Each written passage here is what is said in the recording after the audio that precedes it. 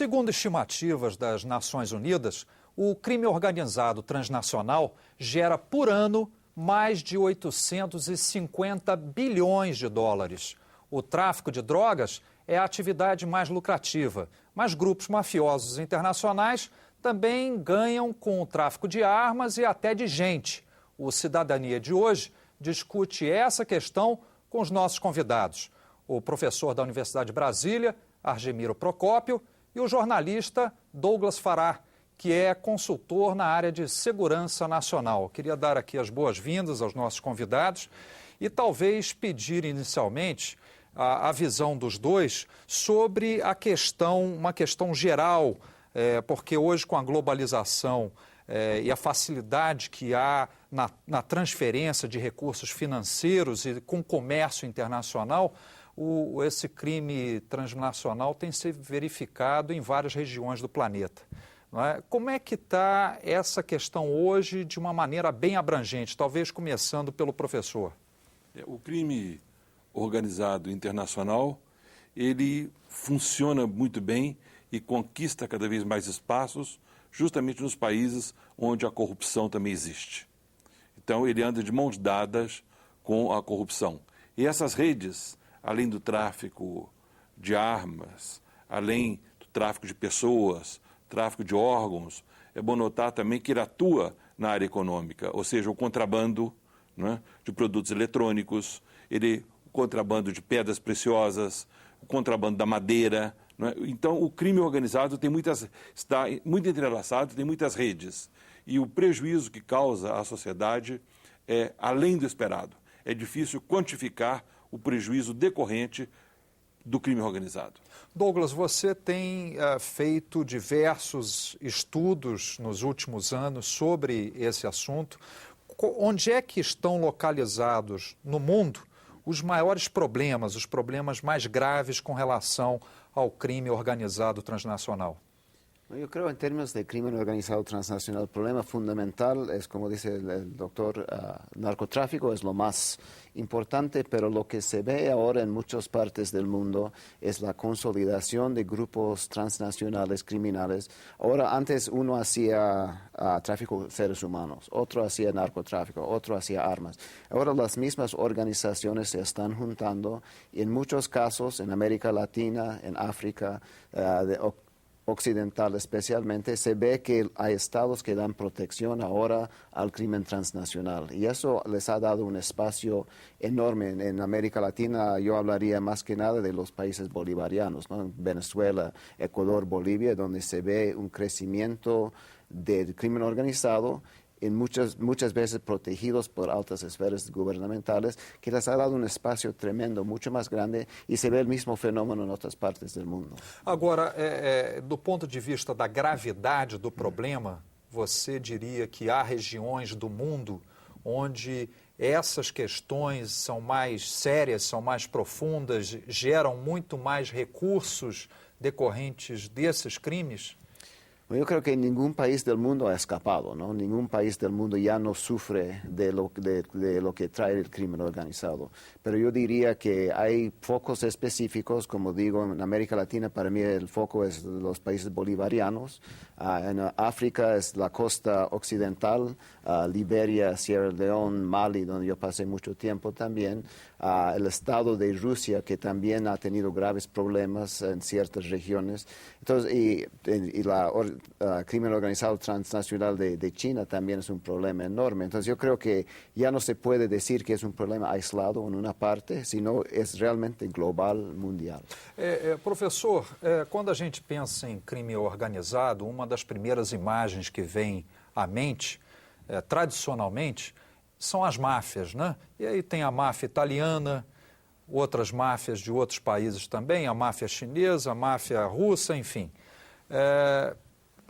Como é que o senhor vê essa questão dessa formação de redes, como disse o Douglas, que por sinal é dos Estados Unidos, inclusive conectando isso com a questão da venda de armamentos e a realização de guerras? Por exemplo, quando você une armamentos e drogas, você observa que a produção de papoulas lá na Ásia, depois da guerra do Afeganistão, cresceu.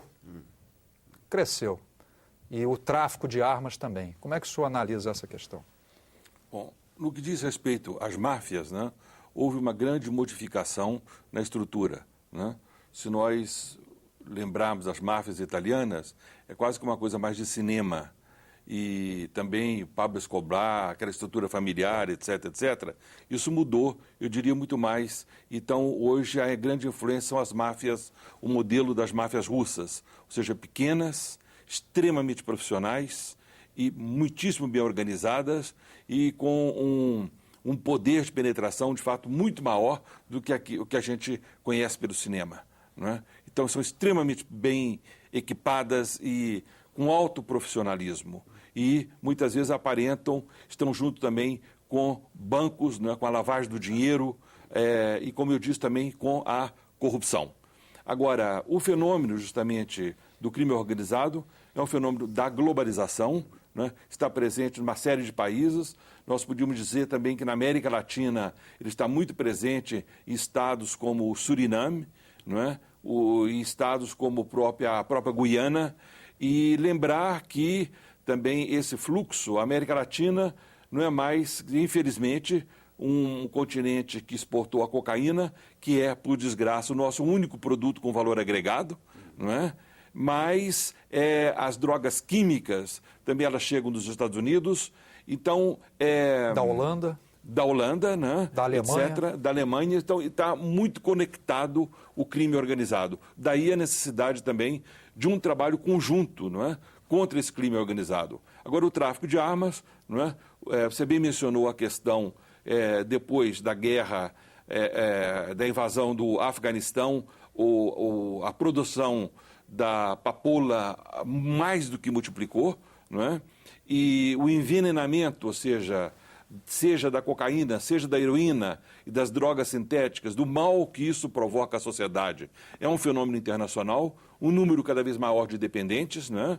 O que eu acho que levaria não apenas o nosso hemisfério americano, mas também Europa e Ásia, a dar-se as mãos num trabalho conjunto de uma guerra efetiva, de medidas efetivas contra o tráfico e contra o consumo, que também relaciona a um outro mal civilizatório, que eu diria que é o hedonismo, né? Nas relações internacionais, onde os valores das famílias, os valores tradicionais, os valores de solidariedade desaparecem simplesmente a favor do prazer e do hedonismo. Douglas, que tipo de medidas, como sugeriu o professor, você acha que seriam mais cabíveis nesse sistema internacional? Por exemplo, fortalecimento da Interpol, que busca também combater crimes transnacionais. Que tipo de outras medidas você, nos seus estudos, vem levantando?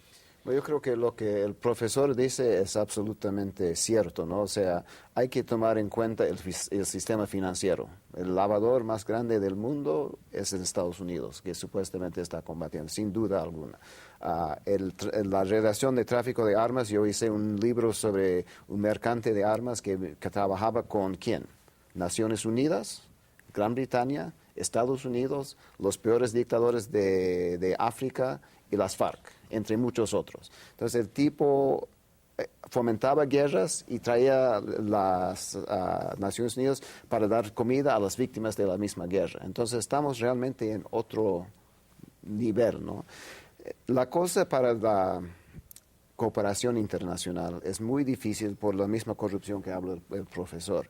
Es muy difícil que los países se pongan de acuerdo en medidas muy fuertes a nivel internacional, porque al final de cuentas muchas veces no sabes con quién estás tratando en el otro lado. Eso ha dificultado muchísimo y también hay muchos diferentes conceptos de cuál es el crimen. En la frontera, muchas fronteras, el traspaso de contrabando para la gente que vive ahí no es ilegal. Viven de eso hace 3 siglos. Entonces, decir es ilegal, vamos a cortar, es muy difícil. Entonces, yo creo que hay que fortalecer el sistema judicial en los países, fundamental. Lavado de dinero, activos, ver la economía racional y no racional que daña, fundamental. control de fronteras con entendimiento de los problemas que esto trae, fundamental. Y Interpol y grupos que ahorita no tienen muchos recursos ni muchas autoridades para actuar, hay que fortalecerlos também. Professor, eu acho que essa questão que o Douglas levantou agora é fundamental, porque se a gente busca resolver essas questões só pelo meio da repressão, eu acho que é muito difícil, ainda mais se você considera aqui essa fronteira seca que tem o Brasil, no caso brasileiro. A gente até fez recentemente, por uma outra televisão, um material sobre fronteiras brasileiras. Para você conseguir controlar, fiscalizar, isso tudo não tem como. E você tem a necessidade dessas pessoas, dos ribeirinhos, dessas pessoas que às vezes não têm uma alternativa de sustento e que muitas vezes acabam caindo nas mãos de alguns grupos e redes mafiosos. Qual seria uma alternativa para tentar auxiliar nessa questão, vendo o lado das pessoas, não só pelo lado repressor, né? Justamente porque, de fato, a questão do crime organizado, a questão das drogas, não tem respostas apenas na ação militar, ou seja, ou na ação policial. A questão do narcotráfico, ela é um problema também social, ela é um problema econômico e, sobretudo, também um problema político. Ou seja, então não é só com polícia e com forças armadas que pode-se resolver isso. A questão é que a gravidade do fenômeno é tão expressiva e as ameaças do crime organizado são tamanhas que hoje já se sabe que parte de diferentes formas do terrorismo internacional também vive graças ou sob as sombras do crime organizado. Então, isso é uma responsabilidade maior, ou seja, isso exige o empenho também das igrejas, né? Exige, eu acho que uma visão, acabar com as visões estereotipadas, os estereótipos que faz sobre as drogas, não é? Eu acho que o Brasil merece, por exemplo, reestudar a questão da maconha, se acaba com essa ilegalidade.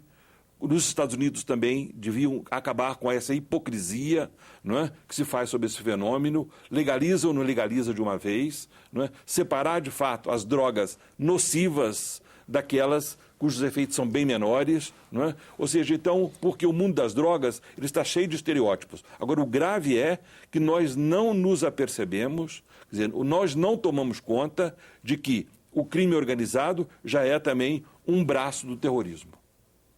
E a sua percepção é essa também? E se até que ponto há essa conjunção entre crime organizado e terrorismo? Eu creo que esa coyuntura se da ahora, ¿no? Yo creo que antes no era así. Es una de las cosas que han cambiado fundamentalmente porque si uno ve lo que necesita crimen organizado son ciertas especialidades, ciertas cosas que los terroristas les traen y los terroristas necesitan de crimen organizado ciertas cosas, pasaportes, cómo pasar fronteras, cómo entrar ilegalmente a los países, cómo mover dinero, aunque no cantidades como narcotráfico. Entonces, lo que estamos viendo específicamente en América Latina es una gran, no convergencia, yo no diría alianza muy fuerte, pero una convergencia específica en casos donde, por ejemplo, las FARC vende droga directamente a Hezbollah, que lava el dinero a través de África, Europa, Estados Unidos, y Hezbollah queda con el dinero, Irán queda con el dinero. Al-Qaeda no creo que exista realmente en esta zona, no es una cosa fuerte, pero en todo el mundo se ve ya esa especie de acercamiento y además una cosa fundamental es la pérdida de ideología, ¿no? Antes teníamos una guerrilla marxista, teníamos los contras en Nicaragua con los americanos, una cosa bien definida. Los marxistas no trataban con los no marxistas, los islamistas no trataban con los no islamistas. Ahora por motivos económicos, la falta de ideología, hay una mezcla de todos. Uno ve en América Central, donde yo trabajo mucho, hay gente que era parte de la izquierda armada, que nunca se desarmó, traficando drogas en grandes cantidades, y ¿quién lava el dinero? La extrema derecha que los combatió durante 15 años, ¿no? O sea, cada cual tiene su especialidad y ahora pueden juntar esfuerzos en vez de pelear. O denominador comum virou o dinheiro e não mais ideias, né? Exato. Vamos pegar, já que você é dos Estados Unidos, usar como exemplo aqui o que acontece nessa questão do narcotráfico na fronteira com o México. Recentemente, 2 bancos ingleses foram sancionados, inclusive pelos Estados Unidos, por conta da alegação de que estariam lavando também dinheiro desse narcotráfico. Ou seja, quando você fala África, América Latina ou Ásia, a gente vê que a questão vai muito além de determinados continentes. Já se espalhou pelo sistema financeiro internacional e, sobretudo, no que a gente poderia dizer, nas grandes matrizes do sistema financeiro internacional que estão concentradas na City Londrina, em Nova York e Wall Street. Como é que vocês avaliam essa questão? Talvez o Douglas, que é lá dos Estados Unidos, pudesse começar. É absolutamente correcto. Como dije al principio, el lavadero más grande del mundo es Estados Unidos, sin duda. Segundo debe ser Londres, ¿no? O sea, los bancos por el dinero y por la concepción de mover el dinero, aprovechar, no afecta a nadie. Se han lanzado de fondo HSBC, los diferentes grandes bancos. Y el otro gran problema que tiene Estados Unidos es que cuando sancionan a los bancos, ¿qué les hace? $300 millones. Los bancos ganaron 2.000 millones. Pagar una multa es costo de hacer negocio. O sea, no ha habido medidas para realmente frenar o castigar el lavado. Más bien cobran un poquito, dicen que no hagan eso, porque son poderes muy, muy grandes que se mueven en ese sentido. Yo creo que hay que separar ese grupo y los grandes traficantes de los grupos en las fronteras, del consumo interno, de los que hacen narcomenudeo, porque son fenómenos muy distintos. A uno hay que tener una política, yo diría, muy agresiva, muy punitiva, y al otro hay que entender que son realidades sociales que llevan a la gente de la más baja categoría a hacer cosas que son, digamos, ilegales, pero dentro de su lógica y su sobrevivencia son también aceptables, entendibles, por lo menos. Professor, o senhor concorda com essa visão de que essas punições anunciadas recentemente vieram tarde e vieram em uma dose que não vão corrigir esse sistema que a gente está analisando aqui? Concordo com o senhor, sim, né? E são punições que quase que só simbólicas, né?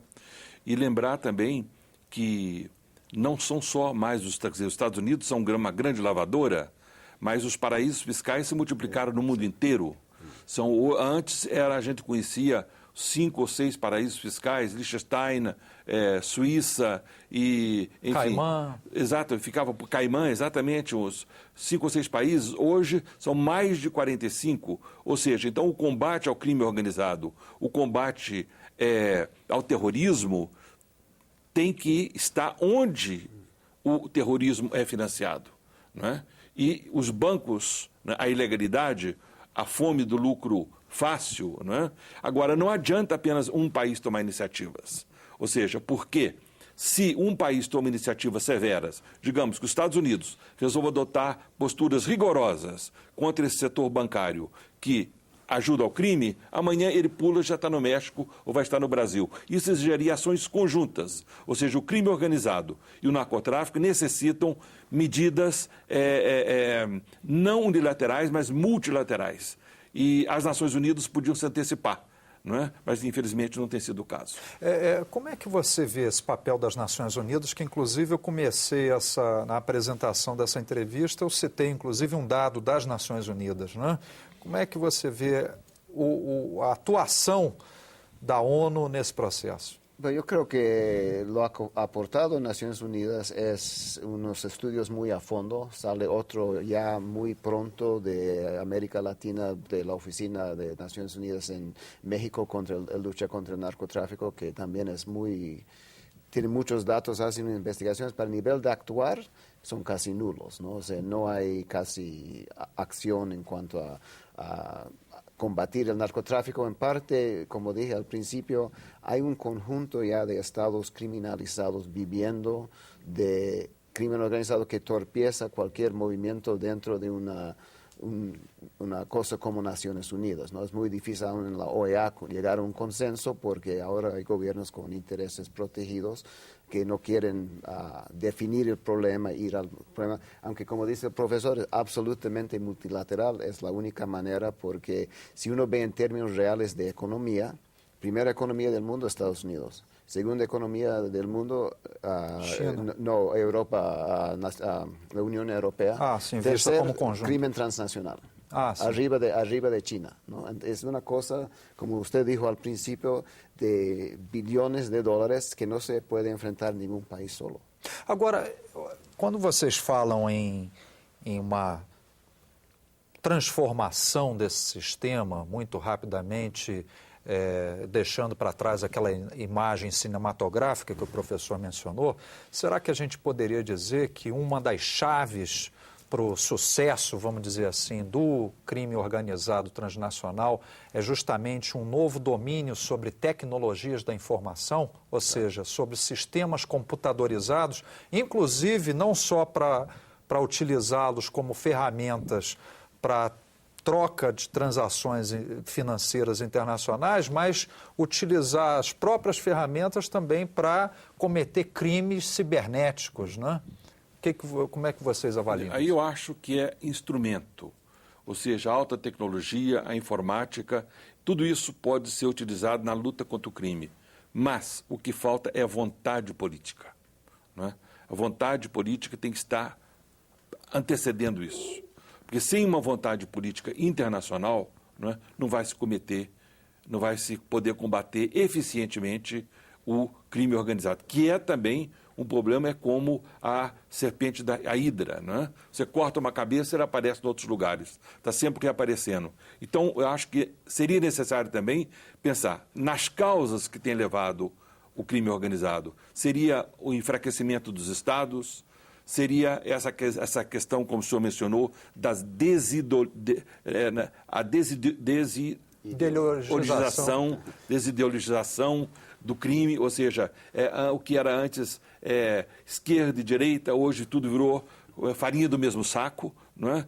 E o que precisa, enfim, ou é uma crise maior da sociedade mundial, onde os valores religiosos têm menos espaço, onde os valores da família cada vez têm menos espaço. O que é que fomenta? E outra coisa muito grave é que as sociedades, inclusive aqui no Brasil, nós estamos cada vez mais, ou seja, acostumados a conviver com o crime. Então, as sociedades têm que desacostumar a conviver com o crime.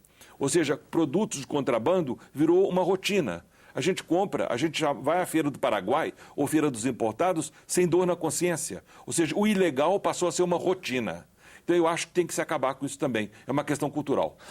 Agora, quando eu me referi às tecnologias da informação, na verdade, eu estava querendo chamar a atenção para a apropriação dessas tecnologias por parte dos grupos criminosos para se utilizarem dessas tecnologias não só como ferramentas, mas também como ambiente para se cometerem crimes, né? Novos crimes. Há uns estudos, casos que eu he estudiado, onde a máfia rusa entra a uma empresa, a las computadoras de uma empresa, encifran todo y después, si la empresa quiere recuperar sus datos, es como un secuestro.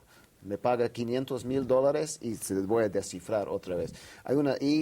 Los ataques cibernéticos permanentes, ¿no? Lo que uno ve en muchos casos, especialmente de Venezuela y de Irán, que el crimen cibernético, los ataques cibernéticos en los últimos 3 años se han disparado.